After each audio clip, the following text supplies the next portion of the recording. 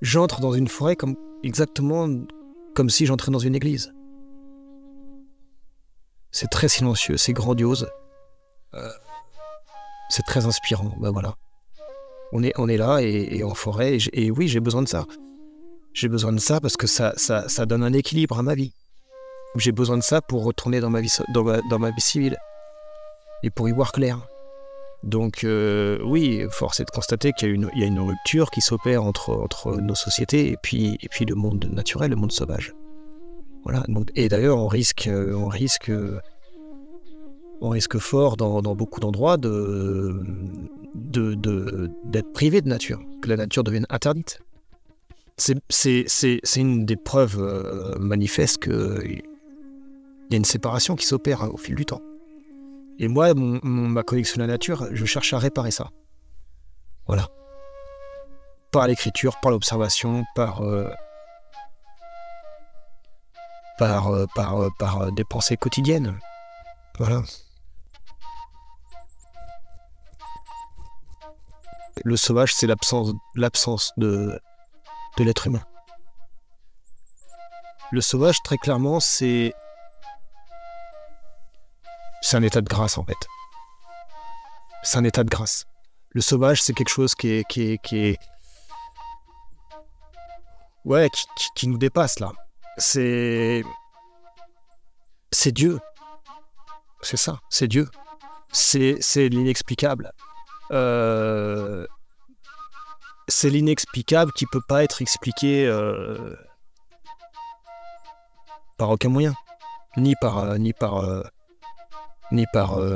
technique, ni par la science, ni par la foi, ni par la société.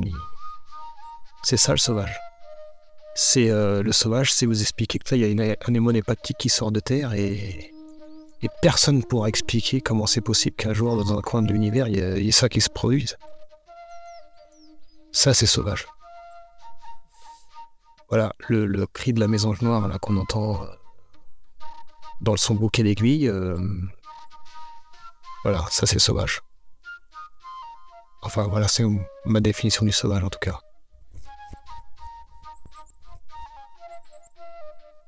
Ma relation à la nature, c'est un besoin de silence. Voilà. Quand j'ai les yeux dans les jumelles, il y a tout qui se tait, quoi. La nature, pour moi, c'est ce qui n'est pas l'homme. Voilà, c'est quelque chose qui est autour de nous et au-dessus de nous. Je cherche dans la nature un moyen de... Je cherche dans la nature mon complément. Voilà, quelque chose qui à la fois m'explique et à la fois me permet de me perdre. Voilà ce que c'est pour moi la nature. La nature, c'est ce que je trouve quand je mets le pied à côté du chemin. Quand je prends la tangente, quand je m'enfonce. La nature, c'est un grand silence, quoi. C'est un effacement. Pour moi, c'est une dépossession. C'est un brin d'herbe, c'est un coucher de soleil. C'est une chaîne de montagnes. Mais c'est un complément à ma vie d'être humain, quoi. La nature.